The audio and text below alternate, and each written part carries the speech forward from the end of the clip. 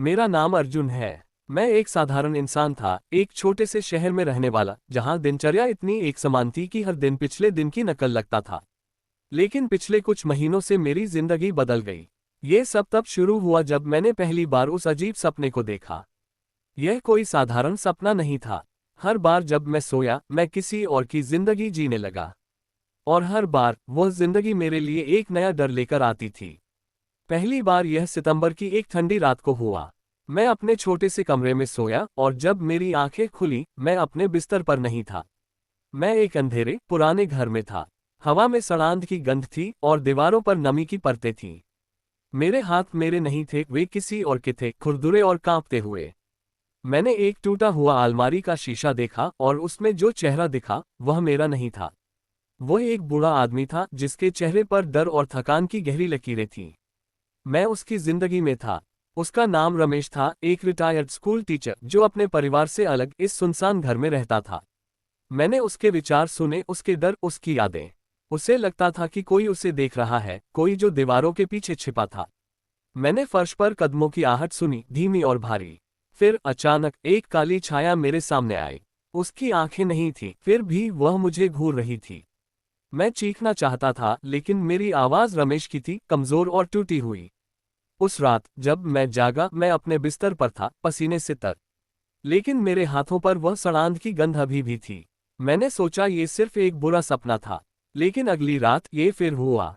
इस बार मैं एक औरत था, शायद 30 साल की। उसका नाम प्रिया था और वह एक अस्पताल में नर्स थी।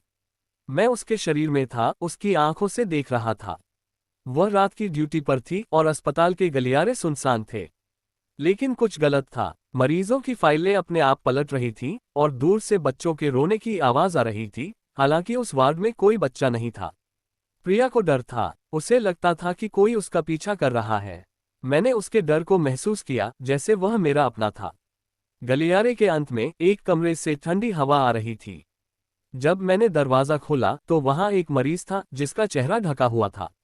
लेकिन जब मैंने चादर हटाई तो वहां कोई नहीं था, सिर्फ एक काला धब्बा जो धीरे धीरे मेरी तरफ बढ़ रहा था। मैंने प्रिया की चीख सुनी और फिर मैं जाग गया। ये हर रात होने लगा। हर बार एक नई जिंदगी, एक नया डर। मैंने एक डायरी में सब कुछ लिखना शुरू किया। हर सपने में एक चीज समान थी, वह काली छाया। वह हर जिंदगी में थी, चाहे वह रमेश का पुराना घर हो, प्रिया का अस्पताल या किसी और का जीवन। मैंने एक पुजारी से बात की जो पुरानी आत्माओं और श्रापों में विश्वास करता था। उसने कहा कि शायद मैं किसी प्रेतात्मा से बंध गया हूं, जो मुझे दूसरों की जिंदगी में खींच रही है। मैंने उसकी सलाह पर एक तंत्र मंत्र की रस्म की, लेकिन उस रात सपना और भयानक था। इस बार मैं एक बच्चे की जिंदगी में था जो एक जंगल में भटक रहा था। वह काली छाया अब और साफ थी, उसके पास एक आकार था जैसे कोई इंसान, लेकिन उसका चेहरा धुंधला था। उसने मेरी तरफ देखा और कहा, तू मेरा है। मैं अब सोने से डरता हूँ। हर रात वह छाया मेरे करीब आ रही है। मैंने नींद की गोलियां छोड़ दी, कॉफी पीता रहता हूँ, लेकिन नींद तो आती ही है। कल रात मैंने कुछ अलग देखा। मैं किसी की जिंदगी में नहीं था।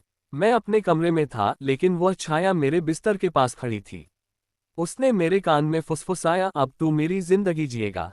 मुझे नहीं पता कि आज रात क्या होगा, लेकिन मुझे लगता है कि यह आखिरी बार होगा जब मैं अपनी जिंदगी जी रहा हूँ।